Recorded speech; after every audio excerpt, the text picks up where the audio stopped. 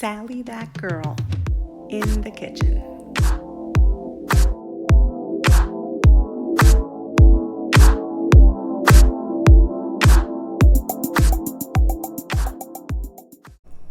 Hi everyone, and welcome to another episode of Sally that girl in the kitchen. In today's episode, I'm going to teach you how to make Sephardic style ground beef stuffed tomatoes, Tomates Rellenos. They are so delicious. They're a super impressive dish, but they are really easy to put together. But when you serve it, you are definitely going to be getting some oohs and ahs. But the best part about this dish is that you can add some rice into your ground beef mixture, or you can omit it. So you can play with the ingredients to suit your needs. They are super yummy, simple to put together, but the flavors are anything but simple. They're absolutely delicious. So let's not wait another second and let's get started. For today's recipe, you will need 2 pounds of lean ground beef, 1 small yellow onion, 2 cloves of garlic, 3 sprigs of chopped fresh parsley, 2 tablespoons of onion powder, 1.5 teaspoons of garlic powder, 1.5 teaspoons of paprika, 1.5 teaspoons of cumin, 1.5 teaspoons of salt, plus a few more pinches separate. Some fresh ground black pepper to taste for the meat filling and for the sauce. A 1/4 cup of uncooked long grain rice, or 3/4 of a cup of cooked rice if you will be using rice in this recipe. And you can also add 2 large beaten eggs, which is optional, but it is recommended. But if you're serving this to people that cannot eat eggs, then of course you can omit them. As a side note, if you prefer a softer, fluffier meat filling, then you can also add some wet bread or some breadcrumbs to the meat mixture. You'll also need 8 nicely sized tomatoes. I'm actually using some beautiful large beefsteak tomatoes today. And you'll need 3 tablespoons of extra virgin olive oil, 1/2 cup of chicken broth, 1 1/4 cups of tomato sauce, 1 tablespoon of tomato paste, and 1/2 teaspoon of sugar. You will also need some oven mitts, a 9 by 13 glass Pyrex or similarly sized baking dish, some dry measuring cups, some wet measuring cups, some measuring spoons, a large bowl, some aluminum foil, and a cutting board and a knife, plus a spoon for mixing, such as a large serving spoon, a thin long knife, and I'm also using a curved grapefruit knife, which I find really helps when trying to hollow out my tomatoes. But of course, if not, you could just use your thin long knife, just very carefully. And then a smaller spoon, such as a teaspoon. And you'll need to have an extra bowl where you can put in the tomato flesh that you scoop out of your tomatoes. So now that we have all of our ingredients and tools together, let's get started. So the first thing you're going to want to do is preheat your oven to 400 degrees and make sure you have a rack in the center. Then you're going to grab your onion, your 2 garlic cloves, and your 3 sprigs of fresh parsley, and then you're going to chop them well. I like to leave my onion pieces a bit large, but you can chop them as big or as small as you'd like. That's totally up to you. So now just break up your ground beef so that it's not one big block of meat. And I'm using this handy tool that I got as a gift from my mom, but you can use whatever you prefer. You can use your hands, or you can use whatever kitchen utensil you prefer. Now, once you break up your meat, you're going to want to add to it your chopped onions, your chopped garlic, your chopped up sprigs of fresh parsley, and then you're going to want to season your mixture. So you're going to add your salt. I'm using pink Himalayan, but you can use whatever salt you prefer. You're going to add your onion powder, your garlic powder, your cumin, which is a pretty strong flavor. So if you're not into cumin, of course, you can reduce the amount that you add. And then finally, your paprika. I'm not using spicy paprika, just regular sweet paprika. And then some fresh ground black pepper. If you don't have fresh ground, then of course you can use ground black pepper too. Now, once you get all of that in, then all you're going to want to do is combine these ingredients and then just use whatever tool you want to bring them together. And as I always say in my videos, there is nothing like using your hands when you are cooking, because really they are the best tool. But of course, I always try to start with a spoon or just a kitchen utensil to help me bring things together.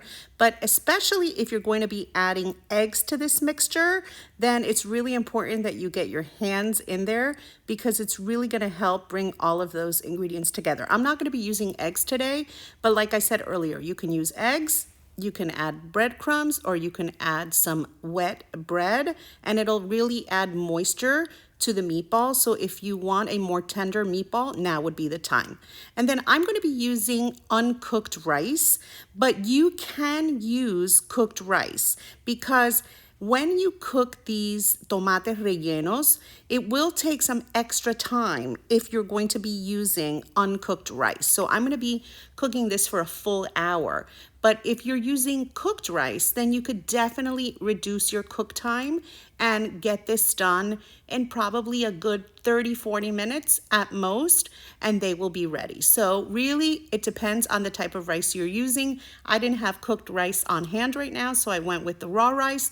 But either one will work fine. Just pay attention to the amount. Of course, it's only a 1/4 cup when it's raw, but it's 3/4 cups if you're using cooked rice, because as we all know, rice will grow as it cooks. So now I am switching to my hands just to make sure that all of my ingredients have been nicely incorporated and nicely distributed throughout. And then of course, I'm also gonna portion my filling a bit, because I have 8 beautiful tomatoes and I want to make sure that I have enough filling for all 8 of them. So what I do is I just go in with my hand and I kind of cut the mixture to have like a mental guide of how much should go into each tomato. See, I just made 4 portions, and then I'm going to take each of those portions with my hand and then just divide those portions in 2, and then that's it. I have 8. So that way, as I'm filling my tomatoes, I know that I'm going to have enough mixture for each one of those beautiful, juicy tomatoes. So now, once I've portioned out my meat, it's time to work on my tomato sauce. And the first thing you want to do is add the sugar to your tomato sauce. And so I did that off camera, but I assure you the sugar is in the tomato sauce. And then now you're going to grab your broth. And what I did is I measured out my broth in 1 cup, and then I just added it to that tomato sauce and sugar mixture. And then I'm just gonna create this delicious sauce right there in this larger measuring cup. So then to this mixture, you're going to wanna add about a tablespoon of tomato paste, because it really just gives that really deep tomato flavor to your sauce. And that's about a tablespoon right there. And then to this mixture, I'm also going to add just a pinch or 2 of that same salt that I used to season my meat. I'm gonna go with about 2 pinches, because that was a small little pinch. And then I'm going to add more of my fresh ground pepper. And as I said earlier, if you don't have a pepper grinder, then just add a bit of pre-ground black pepper. And then this, of course, you can do to taste, as much or as little as you like. And then right into this sauce, I'm going to be adding my extra virgin olive oil, because it really just creates a luscious texture to this delicious tomato sauce, and it really just gives it extra flavor and just makes it extra special. And really the combination of tomato sauce and that broth is such a typical Sephardic Turkish combination of flavors that I love so much. I grew up just eating all these yummy dishes that have this combination of flavors, and really it's just absolutely spectacular. Of course, if you prefer to use a vegetable stock or a vegetable broth, that's totally fine. Even a beef broth would be delicious. So then just go in and give it all a little stir.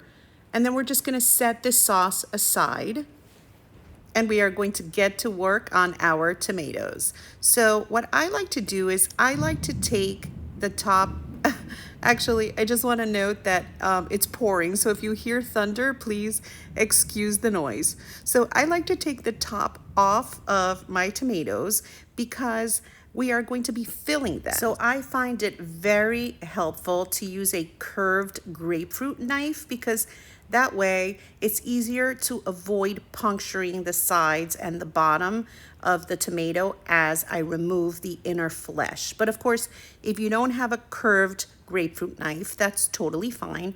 You could just use that long, thin knife instead, and then just be very careful as you remove the flesh to not puncture the sides and the bottom of the tomato. And of course, if you do puncture it a little bit, no big deal. The filling will still stay in the tomatoes and it's totally fine, so don't stress. So then once you remove that top portion of the inner part of the tomato, then you can switch to a teaspoon and then you're just gonna very carefully remove the flesh from the tomato because what you're looking to do is to create a bowl. You just want to maintain the sides and bottom of the tomato, but you're going to be removing that inner flesh. And so just carefully use your teaspoon to help you remove that flesh. And at this point, what I like to do is bring over a bowl, and then I'm just going to be adding that flesh into that bowl. And I personally keep this flesh, and then I can strain it and take out the seeds, and then I can make a delicious sauce from it, and I can just use it in any recipe, and it is absolutely delicious. I actually love to just make a delicious sauce with this flesh, and then I just use it to put on top of some crusty bread, or I just put it over pasta, and it really is delicious. So definitely don't discard the filling. You could just strain it and remove the seeds, and then you can make a delicious sauce from this inner flesh of these juicy tomatoes. I'm actually thinking of seasoning it up Italian style and making a delicious bruschetta, and then making my no-knead Kalamata olive artisan bread and pairing them up. How delicious would that be? Yum. So, as you see, I've scooped out all of the inner flesh of the tomato, and my tomato is ready. And then I'm just gonna move on to my next tomato. I'm gonna do the same exact thing. Now, I personally don't use the tops of the tomatoes. I just like to create the bowls, and I do not use the tops to cover my tomatoes. But if you prefer, you can. And of course, look at that delicious filling, which I'm going to set aside because I'm definitely gonna make something really yummy out of this. But as I said, when it comes to the tops of the tomato, you can discard, or you can use them to put them right on top and cover your tomates rellenos. That's up to you. So now what you're gonna wanna do is grab that delicious sauce that we made earlier and just give it all a little stir. And then I'm just gonna pour a portion of it at the bottom of my baking dish to kind of just line the bottom of the dish the way you would when you're making a lasagna. Just give it a little layer at the bottom. Then you're just going to want to set this pan aside for a moment, and you're gonna bring over these beautiful tomato bowls that are just waiting to be filled. And then what I like to do is just bring over that delicious filling. And remember, we partitioned it. We divided it into 8 portions roughly. So I just grab some of the meat of one of those portions, and then I put it into my hand. And remember, when you are using egg or breadcrumb or your wet bread, then the filling will definitely stick together and hold together a little more than it is. But you can see that if you're not using egg and you chose not to use breadcrumbs or bread that has been moistened, then it works just as well. It works perfectly. And then you're just gonna add that to the tray. Now, I said earlier, the difference is that when you're not using the egg or the breadcrumb filling or some moist bread, then you are definitely gonna have a firmer filling to these tomates rellenos. The meat is going to definitely come together and be more firm. So if you want a softer, fluffier filling, then definitely you are going to want to add egg, you're going to want to add some breadcrumbs or some moistened bread to your mixture, because that will add more moisture to the filling. And like I said earlier, you can use rice, you can skip the rice, you can use cooked rice, you can do raw rice. Just do this as you choose. So now they are ready, and I'm going to be putting them into the oven. But before I do so, what I want to do is pour over the remainder of that delicious sauce that we created earlier, because this is key, especially if you are using raw rice. You definitely need moisture so that that rice cooks as these tomates rellenos bake in the oven. So this is a really important step. And as I said, if you choose to use the tops of the tomatoes, you can put them right on top of your tomates right now. But you will have to cover your pan because we need plenty of moisture and steam to help cook that rice, especially if you are using raw rice. And you are going to want to create plenty of steam, so you just cover it really well with aluminum foil, and then you're going to place it in a center rack in your oven. And if you're using raw rice, you're going to want to cook it for a full 60 minutes. Now, if you're using raw rice, you're going to want to pull your tray out 2 or 3 times during the baking process, and then you are going to want to baste your tomates rellenos with that sauce, because it is really important that they receive plenty of moisture so that the raw rice will properly cook. Now, it's really important to do this, especially when using raw rice, but if you're using cooked rice, then you can worry less because they don't need that extra moisture to cook. So it's really important you do this, especially if you are using raw rice in your mixture. And of course, every time you pull your tray out, then you're going to want to put the aluminum foil right back on, and then you're going to stick it right back in the oven. So make sure you cover them well each time you give them this delicious basting. So as you can see, I am basting my tomatoes one more time because I really want that raw rice to receive that necessary moisture to cook properly. And then I'm just going to cover my pan again and put it right back in the oven so that it finishes cooking. Now, of course, it's easier when using cooked rice because you don't have to worry about the basting. But either way, the result is delicious. Look at how yummy these look after they've been cooked and basted in that delicious sauce, and they are absolutely ready to be enjoyed. The sauce is so fragrant, and these tomatoes are just filled with this delicious meat and rice mixture, and they are just divine. And of course, they are just as yummy if you skip the rice, or if you add breadcrumbs or the moistened bread, or truthfully, you can make these with ground chicken or whatever other type of ground meat you prefer, because it's a very versatile recipe and it's really yummy, and you just want to make it your own. So I am so excited to serve myself one of these delicious Sephardic style ground beef stuffed tomatoes, because really I just love them. Like, how can you not, with that delicious tomato surrounding this delicious filling? I'm just so excited about trying one, because really this is just such a satisfying meal. Everyone is going to love it, and you are going to want to be making this dish often. And like I said, mix it up. Play with the fillings. Do with it whatever you choose. Just play with it until you find your perfect combination. So here I go. All right. And of course, I'm going to want to spoon over some of that yummy sauce. You don't want to miss that. And I just cannot wait to try it. Look how yummy this looks. I just love the way that juicy tomato just envelops that delicious meat filling. It's just so satisfying, and it's just such a delicious, delicious meal. And it's juicy, and it's fragrant, and it's just so tasty. I just can't wait. I have to take a bite. Look at how yummy this looks. Lucky me.